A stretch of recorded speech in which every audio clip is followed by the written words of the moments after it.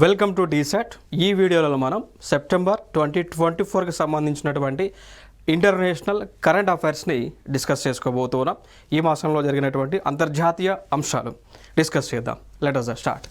So ముందుగా ఇక్కడ మనకు కనిపిస్తున్నటువంటి అంశం 2024లో క్వాడ్ లీడర్ సమిట్ జరిగింది. సో అంశం మనకి న్యూస్లో ఉంది. సో ఇది జరిగినటువంటి సమయం 21 సెప్టెంబర్ 2024లో జరిగింది. సో ప్లేస్ వచ్చి విల్మింగ్టన్, అమెరికాలో విల్మింగ్టన్ అనేటువంటి ఒక ప్లేస్ ఉంటుంది. అక్కడ క్వాడ్ లీడర్ సమిట్ జరిగింది. ఓకే, సో ఇది ఎన్నోవ ఎడిషన్? 4వ ఎడిషన్. ఇంకొక అంశం మనం గుర్తుపెట్టుకోవాల్సిన అంశం, క్వాడ్ సమిట్లో, క్వాడ్ గ్రూప్లో లేదంటే క్వాడ్రిలేటరల్ సెక్యూరిటీ డైలాగ్ గ్రూప్లో సభ్యులుగా ఉన్నటువంటి దేశాలు ఏవేవి అనేటువంటి మనం గుర్తుపెట్టుకోవాలి. Very important. ఇక్కడ మనం చూసినట్లయితే క్వాడ్లో దేశాలు చూసుకున్నట్లయితే 4 దేశాలు ఉంటాయి. ఓకేనా? ఒకటి మన భారతదేశం, ఇండియా. 2 దేశము ఆస్ట్రేలియా. 3వ దేశం మనం చూసుకున్నట్లయితే జపాన్. 4వ దేశం మనం చూసుకున్నట్లయితే United states of America, USA ఉంది. ఓకేనా? సో 4 దేశాలు కలిపి క్వాడ్ గ్రూప్ని ఏర్పాటు చేయడం జరిగింది. క్లియర్. ఎందుకు దీన్ని క్వాడ్ అంటున్నాము అంటే దీనిలో 4 దేశాలు సభ్యులుగా ఉన్నాయి. ఓకేనా? ఇంకొకటి, ఈ దేశాలు మనం వరల్డ్ మ్యాప్లో ప్రొజెక్ట్ చేస్తే, ఈ దేశాలన్నీ కూడా వరల్డ్ మ్యాప్లో మనం ప్రొజెక్ట్ చేస్తే, ఫర్ ఎగ్జాంపుల్ ఇది మన భారతదేశం సభ్యునిగా ఉంది. ఈ ప్రాంతంలో ఆస్ట్రేలియా ఉంటుంది. ఈ ప్రాంతంలో లైక్ మనకి ఆస్ట్రేలియాలోనే జపాన్ ఉంటుంది. వెస్టర్న్ సైడ్లో మనకు చూసుకున్నట్లయితే ఈ ప్రాంతంలో America, United states of America ఉంటుంది. ఈ ప్రాంతంలో యునైటెడ్ స్టేట్స్ ఆఫ్ అమెరికా ఉంటుంది. మనం ఈ ప్రాంతాన్ని కనుక జాయిన్ చేస్తే ఇక్కడ ఉన్నటువంటి యుఎస్ఏ, ఇక్కడ ఉన్నటువంటి జపాన్, ఇక్కడ ఉన్నటువంటి ఆస్ట్రేలియా, ఇక్కడ ఉన్నటువంటి ఇండియాని కనుక మనం 4 పార్ట్స్ని జాయిన్ చేస్తే వచ్చేటువంటి ఆకారం క్వాడ్రిలేటరల్ అండి. వచ్చేటువంటి ఆకారం క్వాడ్రిలేటరల్. అందుకే దీన్ని క్వాడ్రిలేటరల్ సెక్యూరిటీ డైలాగ్ అని పిలుస్తూ ఉన్నాం. సో దీ సమిట్ మనకి 21 సెప్టెంబర్ 2024లో జరిగింది. 4వ ఎడిషన్. ప్లేస్ వచ్చి అమెరికా. నెక్స్ట్ అంశం చూసుకుంటే, ఈ సమిట్లో పాల్గొన్నటువంటిది, అమెరికాలో జరిగినటువంటి సమిట్లో 4 దేశాల అధ్యక్షులు పాల్గొన్నారు. 4 దేశాల అధినేతలు పాల్గొన్నారు. ఫర్ ఎగ్జాంపుల్ తీసుకుంటే భారతదేశం నుంచి ఇండియా యొక్క పిఎం అయినటువంటి నరేంద్ర మోడీ పాల్గొన్నారు. దాని తర్వాత అమెరికా నుంచి యుఎస్ఏ యొక్క ప్రెసిడెంట్ అయినటువంటి జోసెఫ్ ఆర్ బైడెన్ పాల్గొన్నారు. దాని తర్వాత ఆస్ట్రేలియా దేశం నుంచి ఆంటోనీ ఆల్బనీస్ పాల్గొన్నారు. దాని తర్వాత జపాన్ దేశానికి చెందినటువంటి కిషిడా ఫుమియా పాల్గొన్నారు. వీళ్ళు 4 కూడా ఈ సమిట్లో పాల్గొన్నారు. Very important. క్వాడ్కి సంబంధించింది Quad cancer moonshot initiative జరిగింది. ఓకేనా? So Quad cancer moonshot initiative అనేటువంటిది జరిగింది. సో ఈ ఇనిషియేటివ్లో సభ్యులుగా ఉన్నటువంటి దేశాలు సేమ్ క్వాడ్ కంట్రీసే. మనం ఏవైతే మాట్లాడుకున్నామో లైక్ ఇండియా అని, జపాన్ అని, ఆస్ట్రేలియా అని, అమెరికా అని ఏవైతే మాట్లాడుకున్నామో ఆ దేశాలు సభ్యులుగా ఉంటాయి. ఈ యొక్క quad cancer moonshot initiative యొక్క ముఖ్య ఉద్దేశం ఏంటి అంటే, ఈ ప్రాంతంలో అంటే ఇండో పసిఫిక్ రీజియన్లో క్యాన్సర్ మరణాలు అనేటువంటివి చాలా ఎక్కువగా ఉన్నాయి. సో మరణాలు అనేటువంటి సంభవించకుండా ఎటువంటి జాగ్రత్తలు తీసుకోవాలి, అదేవిధంగా ఈ క్యాన్సర్ని నిర్మూలించడానికి ఎటువంటి రీసెర్చ్ అండ్ డెవలప్మెంట్ R&D అనేటువంటిది చేయాలి, అదేవిధంగా అవేర్నెస్ క్యాంప్స్ అనేటువంటి నిర్వహించడం, ఇవన్నీ కూడా కార్యక్రమాలు ఈ ఇనిషియేటివ్ కింద తీసుకుంటారండి. రైట్? సో ఇదొక ఇంపార్టెంట్ ఏరియా. ఇంకోటి, ఇక్కడ క్యాన్సర్ ఎక్కువగా కూడా ప్రపంచ దేశాలలో చాలా మరణాలు కూడా గర్భాశయ క్యాన్సర్ ద్వారా సంభవిస్తూ ఉన్నాయి. దీనినే గర్భాశయ క్యాన్సర్నే సర్వికల్ క్యాన్సర్ అంటాం. సో సర్వికల్ క్యాన్సర్ ద్వారా ప్రపంచ దేశాలలో ఎక్కువగా కూడా మరణాలు అనేటువంటి సంభవిస్తూ ఉన్నాయి. సో దాన్ని నిర్మూలించేటువంటి ప్రాజెక్టే Quad cancer monsoon initiative. Next అంశం. సో ఇవి క్వాడ్కి సంబంధించినటువంటి సమిట్స్ ఇప్పటి వరకు జరిగినాయి. మొట్టమొదటి సమిట్ క్వాడ్కి సంబంధించి మార్చి 12, 2021లో ఆన్లైన్ విర్చువల్ మోడ్లో జరిగింది. అంటే ఆ టైం కరోనా టైం కాబట్టి ఆన్లైన్లో జరిగింది. రెండవది సెప్టెంబర్ 2021లో యుఎస్ఏలో జరిగింది. మూడవది 2022లో జపాన్లో జరిగింది. నాలుగవది 2023లో జపాన్లో జరిగింది. ఓకేనా. ఐదవది వచ్చి సెప్టెంబర్ 21, 2024న అమెరికాలో జరిగింది. సో మన దేశం నుంచి కూడా పిఎం నరేంద్ర మోదీ గారు అటెండ్ అయ్యారు. సో సిక్స్త్ది ఇండియాలో జరగబోతా ఉంది, బట్ డేట్ అనౌన్స్ చేయాల. So to be dated 2025. So next అంటే 6th క్వాడ్ సమిట్ భారతదేశం ఆతిథ్యం ఇవ్వబోతా ఉంది. వెరీ ఇంపార్టెంట్, ఎందుకంటే భారతదేశమే ఆతిథ్యం ఇస్తుంది కాబట్టి ఇంపార్టెంట్ అయినటువంటి summit. So quad 6th summit భారతదేశంలో జరగబోతా ఉంది. 2025కి సంబంధించి ఇక డేట్ అయితే అనౌన్స్ చేయలేదు. మేబీ ఈ ప్లేస్ వచ్చి న్యూఢిల్లీలోనే జరిగింది. పాక్తో సింధు జలాల ఒప్పందంలో మార్పులు కోరిన భారత్ అండి. సో పాక్తో సింధు జలాల ఒప్పందంలో మార్పులు కోరిన భారత్. ఈ అంశం ఇప్పుడు ఎందుకు బయటకు వచ్చింది అంటే, మనకు ఒక ట్రీటీ ఉంది ఇండియాకి పాకిస్తాన్కి మధ్య, ఇండస్ వాటర్ ట్రీటీ అండి. సో ఇండియాకి పాకిస్తాన్కి మధ్య వరల్డ్ బ్యాంక్ మీడియేషన్తో ఇండస్ వాటర్ ట్రీటీ చేసుకున్నాం 1960లో. ఓకేనా. సో దీన్నే మనం ఏమంటాము అంటే భారత్ పాకిస్తాన్ సింధు జలాల ఒప్పందం అని కూడా మనం పిలుస్తూ ఉంటాం. సో ఈ ఒప్పందం ప్రకారం ఏంటి అంటే, సింధు నదికి ఉన్నటువంటి నదులు ఏవైతే ఉన్నాయో, సో ఇండస్ రివర్ సిస్టమ్కి ఉన్నటువంటి నదులు ఏవైతే ఉన్నాయో వాటిని బైఫర్కేట్ చేశారు ఒప్పందం ప్రకారం. అది ఏ విధంగా బైఫర్కేట్ చేశారు అంటే, ఇండస్ సింధు నది, జీలం, అదేవిధంగా చీనాబ్, ఈ 3 నదుల్ని వెస్టర్న్ రివర్స్ అంటాం. ఇక దాని తర్వాత మనం మాట్లాడుకుంటే రావి, బియాస్, సట్లెజ్, ఆర్బిఎస్ అంటాం. సో ఈ 3 ఏమో వెస్టర్న్ రివర్స్, ఈ 3 ఏమో ఈస్టర్న్ రివర్స్ అండి. ఓకేనా. సో మూడిట్లో కలిపి టోటల్ వాటర్ షేర్ ఎంత ఉంటుంది అంటే, ఈ 3 రివర్స్ యొక్క వాటర్ షేర్ టోటల్ షేర్ వచ్చేసి 80% ఉంటుంది. ఈ 3 రివర్స్ యొక్క వాటర్ షేర్ అనేటువంటిది ఎంత ఉంటుంది అంటే 20%. సో వరల్డ్ బ్యాంక్ మీడియేషన్తో ఇండస్ వాటర్ ట్రీటీ 1960 ద్వారా ఈ 3 నదులు పాకిస్తాన్కి కేటాయించబడ్డాయి. ఈ 3 నదుల్లో ఉన్నటువంటి వాటర్ పాకిస్తాన్కి కేటాయించబడింది. టోటల్ వాటర్ ఎంత అంటే 80%. ఇది ఇండియాకేమో రవి బి సట్లెజ్ని కేటాయించారు. దీని వాటర్ షేర్ టోటల్గా వచ్చి 20%. మరి అన్యాయం కదా, వాళ్ళకేమో 80% వాటర్ని కేటాయించారు, ఇండియాకేమో 20% వాటర్ని కేటాయించారు. నదులు 3 నదులు, ఇక్కడ 3 నదులు, ఇక్కడ 3 నదులు, but most of the water పాకిస్తాన్కే వెళ్తూ ఉంది. సో అందుకోసం భారత ప్రభుత్వం ఈ యొక్క చట్టాన్ని, ట్రీటీని మార్పు చేయండి అని చెప్పేసి ఇండియన్ గవర్నమెంట్ అడుగుతూ ఉన్నది. ఓకేనా. సో ఇది ఇక్కడ ఇంకొక అంశం ఇటీవల వరల్డ్ బ్యాంక్ ఇన్వాల్వ్ అయ్యి కిషన్ గంగా రాట్లే జల విద్యుత్లను నిర్మించుకోవచ్చు. Kishan Ganga hydro power project, Ratle hydro power ప్రాజెక్ట్ని ఈ యొక్క నదులపైన నిర్మించుకోవచ్చు అని చెప్పి వరల్డ్ బ్యాంక్ తెలియజేయడం జరిగింది. రైట్. ఇది ఇక్కడ న్యూస్లో ఉన్నటువంటి అంశం. ఇక్కడ ప్రధానంగా మీరు గుర్తుపెట్టుకోవాల్సిన అంశాలు ఏంటి అంటే, పాకిస్తాన్కు కేటాయించినటువంటి నదుల యొక్క పేర్లు ఇండస్, జీలం, చీనాబ్. ఇండియా కేటాయించినటువంటి నదుల పేర్లు రవి, బిఎస్, సట్లెజ్. ఓకేనా. ఇది ఏ సంవత్సరంలో చట్టంగా చేశారు అన్నప్పుడు, అంటే ఏ సంవత్సరంలో ఈ యొక్క ఒప్పందం జరిగింది అన్నప్పుడు 1960లో జరిగింది. ఏ దేశాల మధ్య? ఇండియాకి పాకిస్తాన్కి మధ్య. మీడియేటర్ ఎవరు? World bank. ఓకేనా. ఇవి గుర్తుపెట్టుకోండి, ఇంపార్టెంట్.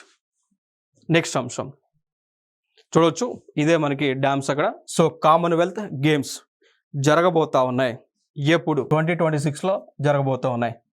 ఎక్కడ అంటే ఏ దేశము ఆతిథ్యం ఇస్తూ ఉంది? గ్లాస్గో. ఓకేనా. అంటే స్కాట్లాండ్లో ఉండేటువంటి స్కాట్లాండ్ దేశం ఆతిథ్యం ఇస్తూ ఉంది. ప్లేస్ వచ్చి గ్లాస్గోలో జరగబోతూ ఉన్నాయి. క్లియర్ కదా. సో క్వశ్చన్ ఇట్లా, కామన్వెల్త్ గేమ్స్ 2026కి ఏ దేశం ఆతిథ్యం ఇస్తుంది? స్కాట్లాండ్ ఆతిథ్యం ఇస్తుంది. కామన్వెల్త్ కంట్రీస్గా, అంటే కామన్వెల్త్ గేమ్స్లో ఎన్ని కంట్రీస్ పాల్గొనబోతూ ఉన్నాయంటే 56 కంట్రీస్ అండి. సో 56 సావరెన్ నేషన్స్ పాల్గొనబోతూ ఉన్నాయి. ఇంకొక అంశం, ఈ కామన్వెల్త్ లేదా కామన్వెల్త్ నేషన్స్ అంటాం, ఇది ఎట్లా ఏర్పడింది అంటే, ఏ దేశాలు బ్రిటిష్ వాళ్ళు పరిపాలించారో, ఏ దేశాలను బ్రిటిష్ వాళ్ళు ఆక్రమించారో ఆ దేశాలన్నీ కూడా ఒక కూటమిగా ఏర్పడినాయి. దాన్ని కామన్వెల్త్ ఆఫ్ నేషన్స్ అంటామండి. ఇప్పుడు టోటల్గా మనకి ఇప్పుడు 56 నేషన్స్ అయితే ఉన్నాయి, ఇంక్లూడింగ్ ఇండియా. ఎందుకంటే ఇండియా కూడా దాదాపు 200 సంవత్సరాలకు పైగా బ్రిటిష్ వాళ్ళ చేత పరిపాలించబడింది. So India was ruled by Britishers almost more than 200+ years. So అందుకోసం ఈ కామన్వెల్త్ గేమ్స్లో భారతదేశం కూడా పాల్గొనబోతా ఉంది. Because it is a member in it was a ruled but it was administered by Britishers. ఓకేనా, ఇదొక అంశం. ఇంకొక అంశం, మొట్టమొదటిసారిగా కామన్వెల్త్ గేమ్స్ అనేటువంటివి ఏ ప్రాంతంలో అంటే ఏ దేశంలో జరిగింది? కెనడాలో జరిగింది. ఎప్పుడు? 1930లో జరిగింది. నెక్స్ట్, ఇటీవల జరిగినటువంటి కామన్వెల్త్ గేమ్స్ ఏ ప్రాంతంలో జరిగినాయి? బర్మింగ్హామ్ అంటే లండన్ నగరంలో, లండన్ ప్రాంతంలో అంటే యునైటెడ్ కింగ్డమ్లో. సో యునైటెడ్ కింగ్డమ్లో బర్మింగ్హామ్ అనేటువంటి ఒక ప్లేస్లో ఈ యొక్క కామన్వెల్త్ గేమ్స్ ఇటీవల జరిగినాయి. ఇటీవల అనగా 2024లో జరిగినాయి. నెక్స్ట్, ఎన్ని సంవత్సరాలకు ఒకసారి కామన్వెల్త్ గేమ్స్ అనేటువంటివి జరుగుతాయి అన్నప్పుడు ఫర్ ఎవ్రీ 4 years అండి. ప్రతి 4 సంవత్సరాలకు ఒకసారి కామన్వెల్త్ గేమ్స్ అనేటువంటివి జరుగుతాయి. సో నెక్స్ట్ 2022 జరిగినాయి కాబట్టి 2026లో స్కాట్లాండ్లో జరగబోతూ ఉన్నాయి. మరి కామన్వెల్త్ గేమ్స్ భారతదేశంలో జరిగినాయి అంటే ఖచ్చితంగా జరిగినాయి. అవి 2010లో జరిగినాయి. సో 2010లో న్యూఢిల్లీలో కామన్వెల్త్ గేమ్స్ అనేటువంటివి జరిగినాయి. Important, scientist find new blood group called mall అండి. ఇప్పటి వరకు మనకి బ్లడ్ గ్రూప్స్ తెలుసు. ఏమేమి తెలుసు అండి? ఓ తెలుసు, ఓ పాజిటివ్, ఓ నెగిటివ్. ఏ తెలుసు, బి తెలుసు, ఏబి తెలుసు. రేరెస్ట్ ఆఫ్ ది రేర్ కేసులో బాంబే బ్లడ్ గ్రూప్ రేరెస్ట్ కేసులో ఉంటుంది. అవి కాకుండా కొత్తగా ఇంకొక బ్లడ్ గ్రూప్ని డిటెక్ట్ చేశారు, కనిపెట్టారు శాస్త్రవేత్తలు. దాని పేరే మాల్ అనేటువంటిది. ఆ బ్లడ్ గ్రూప్ని కనిపెట్టింది కూడా ఈ సంస్థలు. NHS blood and transplant Bristol ఇదొక సంస్థ. ఇంకొక సంస్థ international blood group reference laboratory. ఈ 2 సంస్థలు కలిసి మాల్ అనేటువంటి ఒక బ్లడ్ గ్రూప్ కొత్తగా ఉంది అని వీళ్ళు కనిపెట్టారు. ఓకేనా, ఇది ఒక ఇంపార్టెంట్ అంశం. సో మాల్ అనేటువంటిది కూడా ఒక బ్లడ్ గ్రూపే. దీంతోపాటు OA B AB కాకుండా, బాంబే కాకుండా అది కొత్త బ్లడ్ గ్రూప్. నెక్స్ట్ అంశం, సెమీ కండక్టర్ ఫ్యాబ్రికేషన్ ప్లాంట్ కోసం భారత్ అమెరికా మధ్య ఒప్పందం జరిగింది. క్లియర్ కదా? సో దీని గురించి నేను కొన్ని అంశాలు మీతో మాట్లాడతా. భారతదేశంలో ఒక పాలసీని మనం అమల్లోకి తీసుకొచ్చింది ప్రభుత్వం. భారతదేశంలో కేంద్ర ప్రభుత్వము ఒక పాలసీని అమల్లోకి తీసుకొచ్చారు. దాని పేరే సెమీ కండక్టర్ పాలసీ. సో 2024లో అమల్లోకి తీసుకొచ్చారు. సో ఈ పాలసీ ప్రకారం ఏంటి అంటే, సెమీ కండక్టర్ పాలసీ 2024 ప్రకారం ఏంటి అంటే, భారతదేశాన్ని సెమీ కండక్టర్ డివైజెస్ మ్యానుఫ్యాక్చరింగ్ హబ్గా మార్చాలి అనేటువంటి ఒక ఉద్దేశం. సో అంటే భారతదేశంలో కూడా సెమీ కండక్టర్స్ని ఉత్పత్తి చేయాలి, ఉత్పత్తి చేసినటువంటి వాటిని స్వదేశంలో వినియోగించాలి, అదేవిధంగా ఎగుమతి కూడా చేయాలనేటువంటి ఉద్దేశం అన్నమాట. పాలసీని తయారు చేసుకున్నాం. సో దీనికోసం మనం టెక్నాలజీ ఇంపోర్ట్ చేసుకోవాలి కదా. అందుకోసం అమెరికాతో మనం అగ్రిమెంట్ చేసుకున్నాం. సో అగ్రిమెంట్ చేసుకుని దానిలో భాగంగా ఇండియాలోనే సెమీ కండక్టర్ ఫ్యాబ్రికేషన్ ప్లాంట్ని ఏర్పాటు చేయబోతా ఉన్నాం. మోస్ట్ ప్రాబబ్లీ ఈ ప్లాంట్ని గుజరాత్లోనే ఏర్పాటు చేస్తారు. ఎందుకంటే మ్యాక్సిమం ప్రాజెక్ట్స్ అన్నీ కూడా గుజరాత్లోనే ఏర్పాటు చేస్తున్నారు కాబట్టి ఈ ప్లాంట్ను కూడా గుజరాత్లోనే ఏర్పాటు చేసేటువంటి ఆలోచనతో ప్రభుత్వం ఉంది. నెక్స్ట్ అంశం, ఇదే సెమీ కండక్టర్ గురించి ఇంకో అంశం మనం మాట్లాడుకోవాల్సింది. సెమీకాన్ ఇండియా 2024 యొక్క కాన్ఫరెన్స్ అనేటువంటిది జరిగింది. సో ఫైనల్గా సెమీకాన్ ఇండియా 2024 ఎక్కడ జరిగింది? నోయిడాలో జరిగింది. నరేంద్ర మోదీ కూడా అటెండ్ అయ్యారు. సో సెప్టెంబర్ 2024లోనే జరిగింది. ఇవన్నీ కూడా important. Policy semi conductor policy 2024 very important. Next అంశం, సో కుష్టు వ్యాధిని నిర్మూలించిన తొలి దేశంగా జోర్డాన్ కనిపిస్తూ ఉంది. సో కుష్టు వ్యాధి దాన్ని ఏమంటాం? లెప్రసీ అంటాం. సో కుష్టు వ్యాధి అంటే లెప్రసీ. సో లెప్రసీని జోర్డాన్ అనేటువంటి దేశం పూర్తిగా కంట్రోల్ చేయగలిగింది, నిర్మూలించగలిగింది. సో అది మనకి న్యూస్లో ఉంది. క్లియర్ కదా? నెక్స్ట్ అంశం, మరి భారతదేశము అట్లాంటి వ్యాధులను దేన్నైనా నిర్మూలించిందా? ఇప్పటి వరకు నిర్మూలించారు. అవి ఏంటి అంటే, ఒకటి 1980లో మశూచి, దాన్నే స్మాల్ పాక్స్ అంటాం. సో మశూచిని భారతదేశం నుంచి తోలేశారు. సో కంప్లీట్గా దాన్ని కంట్రోల్ చేశారు. 2014లో కూడా పోలియోని ఎలిమినేట్ చేశారు భారతదేశంలో. సో భారతదేశం 2014 నుంచి పోలియో రహిత దేశం. So no polio cases in India. 2015లోనేమో ప్లేగు, అదేవిధంగా యాస్ అనేటువంటి వ్యాధులు. సో వీటిని కూడా భారతదేశం నుంచి లేకుండా చేశారు. మీకు డౌట్ రావచ్చు, యాస్ అంటే ఏంటి అని. Nothing but similar to small pox. ఇప్పుడు స్కిన్ పైన మనకి చిన్న చిన్న బొబ్బలు అనేటువంటి వస్తూ ఉంటాయి యాస్ అనేటువంటి వ్యాధి వచ్చినప్పుడు, ఓకేనా. సో దాన్ని కూడా ఎలిమినేట్ చేశారు ఇండియా నుంచి. టోటల్గా ఈ వ్యాధులను ఇండియా నుంచి ఎలిమినేట్ చేయడం జరిగింది. ఇప్పుడు ఇటీవల అయితే జోర్డాన్ దేశం నుంచి కుష్టి వ్యాధిని, లెప్రసీని ఎలిమినేట్ చేశారు. ఇది హెల్త్కి సంబంధించింది కాబట్టి మనం గుర్తుపెట్టుకోవాల్సింది వరల్డ్ హెల్త్ ఆర్గనైజేషన్. సో ప్రపంచ ఆరోగ్య సంస్థ యొక్క డైరెక్టర్ జనరల్ ఎవరో గుర్తుపెట్టుకోవాలి. ఆయన పేరే doctor Tedros Adhanom Ghebreyesus. Okay, so doctor Tedros Adhanom Ghebreyesus, ఈయన వరల్డ్ హెల్త్ ఆర్గనైజేషన్ యొక్క director general. Okay, important area. Next, Chang'e-6 mission returns unique lunar soil samples. So simple ఇక్కడ ఏంటి అంటే, చైనా ఇప్పుడు మన భారతదేశం చంద్రయాన్ని ఏ విధంగా లాంచ్ చేసాం కదా. సో చంద్రయానికి ఉన్నటువంటి సౌత్ పోల్ పైన ల్యాండ్ అయింది కదా. ఇండియాకి సంబంధించిన లోనర్, ఇండియాకి సంబంధించిన రోవర్ అండ్ ఆర్బిటర్ ఈ డివైజెస్ అన్ని కూడా అంటే లైక్ ల్యాండ్ అయిన తర్వాత రోవర్ అనేటువంటిది బయటకు వచ్చింది. ఆర్బిటర్ అనేటువంటిది చంద్రమండలం చుట్టూ కూడా తిరుగుతూ ఉంది, ఓకేనా. సో మనం లాంచ్ చేసుకున్నాం కదా. మెయిన్ ఉద్దేశం ఏంటి? చంద్రమండలం పైన పరిశోధనలు చేయడానికి. అదే కోవాలో చైనా దేశము కూడా చంద్రయాన్ లాగానే ఒక ప్రాజెక్ట్ లాంచ్ చేసింది. ఆ ప్రాజెక్ట్ పేరే చాంగ్ఈ అనేటువంటి ప్రాజెక్ట్, ఓకేనా. సో చైనాకు సంబంధించిన చంద్రుడికి సంబంధించిన లోనర్ ప్రాజెక్ట్ ఏంటి అంటే చాంగ్ఈ అనేటువంటి ప్రాజెక్ట్. ఇది ఇప్పుడు రీసెంట్గా లాంచ్ చేసింది 6 అనేటువంటి ప్రాజెక్ట్ అనమాట. సో దీని ద్వారా ఒక లాంచ్ అంటే వాట్ వీ కెన్ సే ఒక డివైస్ని చంద్రుడిపైకి ల్యాండ్ చేసి అక్కడ చంద్రుడిపై ఉన్నటువంటి ఆ రాక్ సబ్స్టెన్స్ ఏవైతే ఉన్నాయో వాటిని కలెక్ట్ చేసి తిరిగి భూమిపైకి చైనా దేశానికి తీసుకొచ్చేటువంటి ప్రాజెక్ట్ అనమాట Chang'e-6 ప్రాజెక్ట్. సో ఇది చైనా లాంచ్ చేసింది, సక్సెస్ అయింది. సో చంద్రుడి పైన ఉన్నటువంటి ఆ యొక్క రాక్ సబ్స్టెన్స్ ఏదైతే ఉందో దాన్ని పికప్ చేసి చైనాకి తీసుకొచ్చారు. సో ఇది సక్సెస్ అయింది, అట్లా న్యూస్లో ఉంది. దీనిపైన కూడా గతంలో మనకు కొన్ని క్వశ్చన్స్ అడిగారు. లైక్ చైనాకి సంబంధించిన లూనర్ ప్రాజెక్ట్ ఏది? చాంగ్ఈ అనేటువంటి ప్రాజెక్ట్. ఓకే, సో అట్లా గుర్తుపెట్టుకోండి, వెరీ ఇంపార్టెంట్. సో చంద్రుడిపై తీసుకొచ్చినటువంటి రాక్ సబ్స్టెన్స్ ఏదైతే ఉందో సో దానిని అనాలిసిస్ చేస్తారు, లైక్ రేడియో డేటింగ్ మెథడ్స్ ద్వారా, లేకపోతే కొన్ని ప్రొఫైల్స్ ఉంటాయి. సో ఆ ప్రొఫైల్స్ ద్వారా దాన్ని టెస్ట్ చేసి దాంట్లో ఏమేమి ఎలిమెంట్స్ ఉన్నాయి, మినరల్స్ ఉన్నాయి, మెటల్స్ ఉన్నాయి, గ్యాసెస్ ఉన్నాయి, వాటి వల్ల బెనిఫిట్స్ ఏంటి, ఇవన్నీ కూడా రీసెర్చ్ చేయడం జరుగుతూ ఉంది సైంటిస్టులు. నెక్స్ట్ అంశం, WHO grants first vaccine authorization for mpox in adults. ఇప్పుడు మనకి భారతదేశంలో కూడా మంకీ పాక్స్ అనగా ఎంపాక్స్ కేసెస్ అనేటువంటివి చాలా ఎక్కువగా ఉన్నాయి.